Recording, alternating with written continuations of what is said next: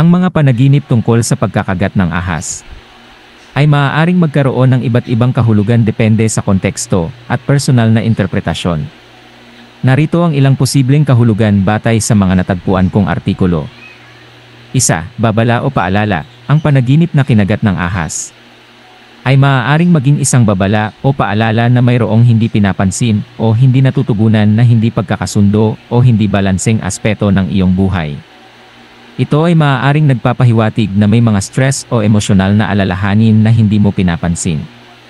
2. Pagbabago o paglilipat.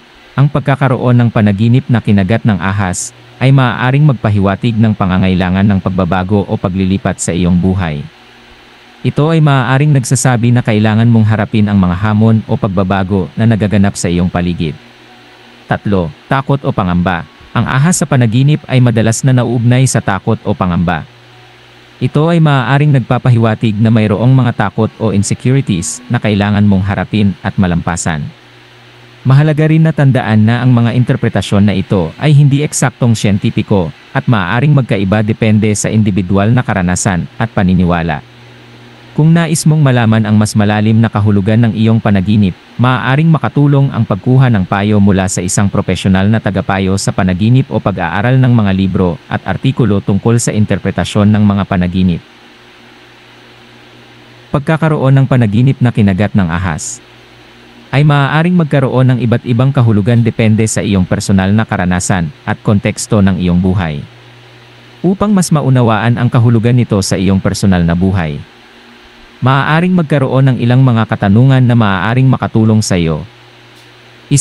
Ano ang iyong relasyon o karanasan sa mga ahas?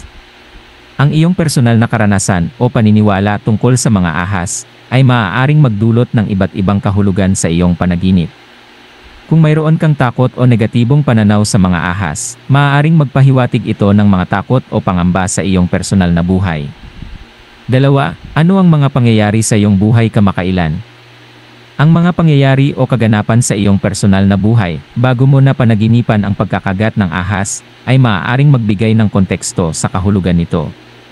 Maaaring may mga sitwasyon o mga tao na nagdudulot sa iyo ng stress o pangamba, at ito ay nagpapakita sa iyong panaginip. 3. Ano ang iyong mga emosyon sa panaginip? Ang iyong mga emosyon sa panaginip ay maaaring magbigay ng impormasyon sa kahulugan nito. Kung ikaw ay natatakot o nababahala sa panaginip, maaaring ito ay nagpapahiwatig ng mga takot o insecurities na nararamdaman mo sa iyong personal na buhay. Mahalaga rin na pag-aralan ang iyong mga panaginip bilang isang buong larawan. Ang pagkakaroon ng iba't ibang mga panaginip na may kaugnayan sa ahas ay maaaring magpahiwatig ng iba't ibang aspeto ng iyong buhay tulad ng mga pagbabago, takot, o pangangailangan ng pagbabago.